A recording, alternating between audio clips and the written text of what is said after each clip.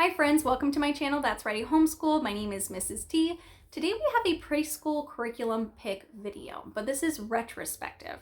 In other words, we don't have an incoming preschooler. Rather, we're going through the preschool year right now with my second child, and knowing what I know now, this is what I would tell myself to choose if I could do it all over again. Now, before we get into it, there is just one big fat disclaimer that I want to throw out there. I made a huge mistake. With my older child, I started curriculum and school too early. And my second child, I started it at the right time. And noticing those signs of readiness is definitely something that you will learn as you are teaching your children. But I just want to say that curriculum is not necessary in the preschool year. You can absolutely have a very enriching preschool experience by being very involved in parenting and teaching through play and being outdoors, getting your hands dirty, visiting the park and the library, and all that fun stuff. You don't need a curriculum. However, if your child is feeling ready and that's something you do want to embrace, there are some really good products out there and curriculum options. And that's what we're going to talk about, is kind of a mix between those two things. All right, enough rambling. Let's go ahead and start with math. For math, I thought that there were two resources that I used that I loved, and I've used them with both kids. So the first resource is from Mathematical Reasoning. I really like their beginning level books. This is book number 1, and then there's also beginning level 2 as well. I loved these books because they were really easy to implement at home with a preschool level, where you weren't focusing and getting hung up on the handwriting aspect of math. So I really wanted in the preschool year to keep that handwriting separate from the actual exploration of mathematical concepts, and this was the perfect book to do it. There are a couple pages where they do ask for writing, but it's easy to tweak a little bit with using different objects, for example, or just exploring it with your finger, maybe instead of a pencil or a pen. And that was really perfect. We really, really love these. We call them our cozy math puzzles, and both of my kids really enjoyed that program.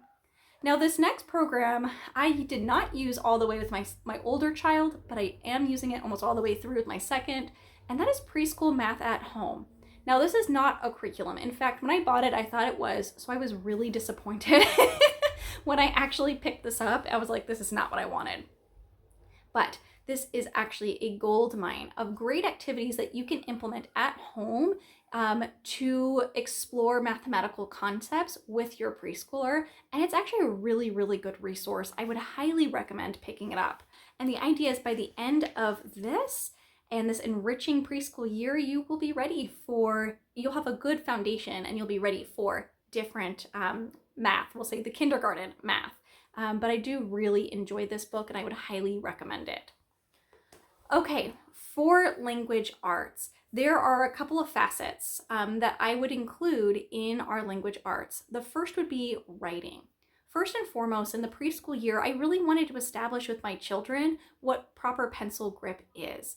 And the reason why I wanted to do that before we focus on anything else is because that can be really a bad habit to try to break later down the road. So having my children practice that proper pencil grip with things like coloring sheets, there are some really good resources online, like the one I'm putting here on the screen, where you can do free printables for a variety of coloring sheets. And you can easily have them practice coloring with proper grip. There are lots of traceable sheets that are free on Teachers Pay Teachers. You can also easily create something with Canva using their tracing sheet where you can create your own. It's really, really easy peasy lemon squeezy. But once my child has the proper grip, I feel like we'd be ready to go into my curriculum pick here. And that's going to be the Explode the Code Primer series. This is Get Ready for the Code Book A. And I really like these books quite a lot. So this is the perfect amount of writing for a preschooler who has the proper grip.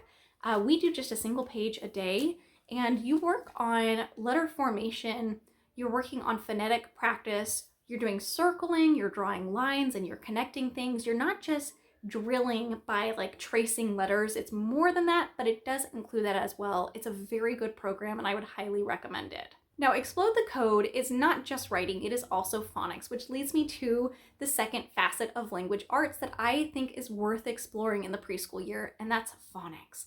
Now you can explore the phonetics alphabet in a lot of different ways, and I would definitely recommend with starting that exploration of the alphabet before even trying to tackle a real phonics program. And the way that I found us to have really good success with that was kind of three-pronged here with 3 different resources. So the first resource that I have here, I used with both of my children, and that's just a boring old set of flashcards. I had the set that I got for free, but you can easily create your own with index cards. You don't have to buy anything fancy. And practicing the phonetic alphabet using flashcards, really, really good. Now, these can be turned into a really good game. You can have your child slap the cards and do like a slap game. You can even use a fly swatter if you wanted to get real crazy. You can do a memory style game with this if yours to have some pictures on the back. There are so many fun things that you can do with phonetic flashcards. Now, to help with those sounds as well, another resource that I have loved, I used with my older child, and we're just starting with this second child here, is ABC, See, Hear, Do, Learn to Read. Now, this is a whole program. We've only used this first book before, but we really do like it. Basically, you go through each letter and you are going to learn the proper phonetic sound or pronunciation of the letter with a fun little movement. So for example, this one here says V for vulture. You're going to make a V with your fingers. So when your child is doing it, they'll go v, v, v. And so they're practicing that sound with the movement, and the movement will help. And by the end of this, your child is reading a collection of short CVC words. We really, really like this. Now, once your child has, like, I would say 2/3 of their words, of their phonetic sounds down pat, that's when I would go into my next recommendation, which is Elemental Phonics Level 1. This is a great program that's focusing on those early blends. So you're going to start with basic blends that are going to be CV blends, so consonant vowel. And then after about 20-ish lessons, you go into CVC, so consonant vowel consonants, words like hat or bat, car, etc. And then finally, by the end of the program, you're actually reading short sentences with CVC words primarily. So for example, a sentence my child just read is like, Tom is 10 and the hen is red. So those are 2 different kind of sentences that he is reading here in his preschool year. Now, the other thing that I would definitely recommend that we have used with both of my children are exploring Play-Doh mats. So there's a free set that I got from Teachers Pay Teachers. I will link in the description here, where we've printed them, we've laminated them, and we've used them with so many different things. We use Play-Doh, pom-poms, goldfish, painting, just so many things. We drive our cars on them. We put counting bears on them to do these different shapes. And that's a really fun activity to do in the preschool year in order to really start to get that letter formation. And that kind of goes between that phonics and that writing. I feel like it kind of is both. And the last thing that I would want to include in our language arts is reading. Reading often and early on is so important. So for us, we set up a goal where we try to read between 5 and 10 picture books a day with my preschooler, and that has been absolutely amazing. We get a lot of great time together reading and exploring books, and it's very enjoyable. Now, those books, not all of them are books that we own. I highly recommend in the preschool year making it a goal to establish your spot at the library. In other words, get your child their own card and go in and visit so often that the children's room workers know who your kids are. They will establish a relationship, they will start asking them questions, they will learn how to explore the library on their own, and most importantly, they are going to get the love of stories. And that is just such a good skill, and it's something you can't really teach, you just have to experience. You can sit there and tell your child, like, one day you're gonna thank me for all these books that we're gonna read, but it's gonna click for them. It's going to click. Now, I'm not going to recommend any specific picture books because there are so many out there, and I don't want you to necessarily feel like you have to buy specific books. But there are a couple of chapter books that I would definitely recommend exploring in this time, and almost all of these should be easily found at a library. So the first one here that I would recommend is the Mercy Watson series. This is the very first one, Mercy Watson to the Rescue. It's by Kate DiCamillo. And this is like a perfect hybrid between chapter book and picture book. They have chapters, so they are meant to be going in more than one sitting, but it is filled with pictures and very, very vibrant colors. My children love these books. Not every page has pictures on it, but the majority of them do. And they just, oh, they're just so much fun to explore. The art is wonderful. So I would definitely recommend this series here. The next one I would recommend is Frog and Toad. And there are 3 books. This one here is the Treasury. And I would definitely recommend the Frog and Toad Treasury here. They tell the story of Frog and Toad who are friends and all the things that they do. And it's just a very cute, wholesome little story. There are some times that Frog and Toad do things that we don't recommend, maybe not the nicest, but is a great springboard into a deeper conversation. The next one that I have is a big one. We've gone through this actually twice. We got it from the library and then we ended up buying it. And this year alone, we've gone through it 2 times. And it is the Thomas the Tank Engine collection. These tell the story from Thomas the Tank Engine. And in fact, if you have, I think it's Amazon Prime, they have the original Thomas the Tank Engine. That's actually George Carlin is the narrator on that show. He's actually reading the stories. So it actually goes really, really well. So it's fun to read a story and then experience the story in the television show as well. But Thomas the Tank Engine is really nice. Now, sometimes the tanks in there can be a little rude, and that sometimes that does drive the story forward, right? So maybe Gordon says something that's not so nice, but then he learns why we don't really do that. There are consequences to being not so kind, and that is definitely explored in that book a bit. And the last chapter book I would recommend is Winnie the Pooh. We really love the first 2 books in this series, but there are more, and they're just lovely. Now, Winnie the Pooh actually is public domain now, so there are so many options to hear it on audiobook as well. And I'll link in the description a Spotify one that we have absolutely loved. It's a great narration.